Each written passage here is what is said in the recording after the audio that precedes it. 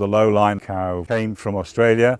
It was the result of the Australian government gathering together genetics from around the world, Scotland, Canada, New Zealand, and its own homebred genetics, and putting them all into a research station at Trangie in New South Wales. The experiment really was to find a sustainable animal for southern Australia.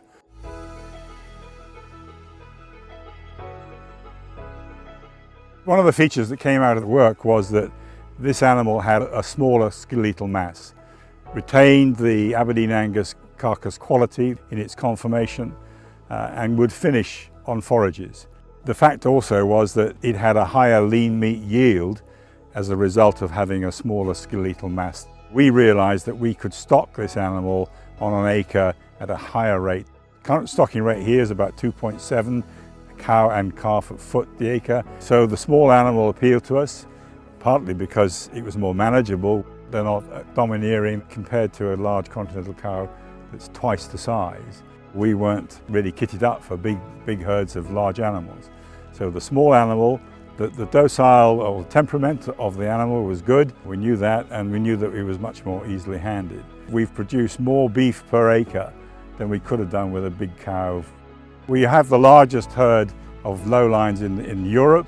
We've built that herd up now to 100 pure lowline, and we represent therefore a pool of knowledge, and not only that but genetics, because everybody else has got very small numbers of animals, 2s and 3s in the main. I've worked with lots of cattle ranging from continentals to native breeds. Straight away you can see it's a smaller animal. There's very few cattle of a moderate size that you could stock at the rate that we stock these cattle, and also do very well. And the mothering instinct of the lowline is absolutely brilliant. The cows are there, they like to know what's going on, but there's never any signs of aggression whatsoever.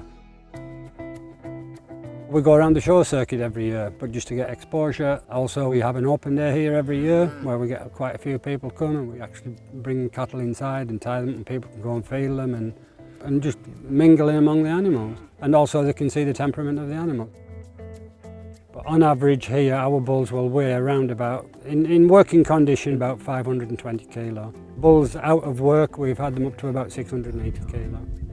Females put to the bull for the first time, our target weight is 240 kilos, which is around about 14 months. We vary here, we could have cows here from 320 kilos, older cows up to around about 480 kilos.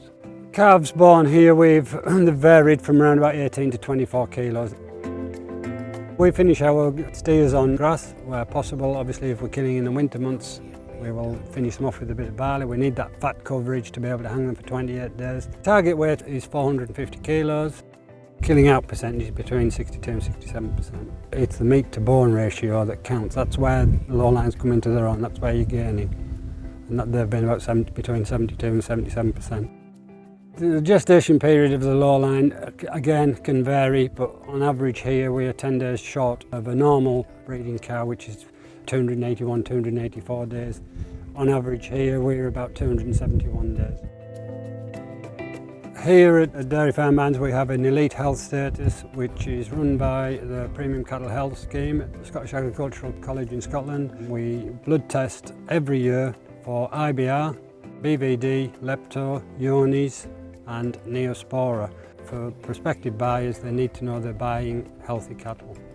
The quality of the beef is excellent. We've had excellent feedback from customers. So the butcher has been very impressed with the carcasses, and we also supply a local restaurant. Feedback from the chef, even with their regular customers, they're able to recognise a difference from previous meat they've had, and the lowline beef is standing out.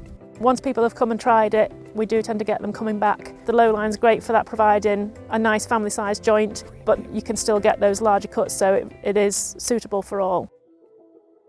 Lowline's temperament is second to none. Having grown up on a dairy farm and then worked on beef farms for my whole life, I'm happy with the children being in and around the cattle. Children are able to help out with the showing. Charlotte, from a young age, has been able to show the calves, and Logan, for the last few years, has been able to handle bulls very easily. Sometimes I show them at shows and they'll handle a calf with the calf, and the first time that I showed on my own was at Suffolk and I was 5. My favourite bull is Duke because he's really friendly and he lets me ride on his back. I like the Lowlines because they're small and they're easy to handle. They're kind of like calm. They keep their distance, but they'd not be bothered about us walking around the field. They wouldn't like run away. I tend to go out in the mornings with them, but there's always one that comes up to us that are always really friendly. Our opinion is that in the worldwide picture, grain is going to be an issue. It's going to be more important to feed people grain than it is to feed animals. And this animal can produce quality beef from grass that we could demonstrate to small acreage farmers that this animal could be more profitable for them. You can buy in confidence from Wessex Lowlands because we are here to help you. We are here to help you breed and build your herd the same way as we have.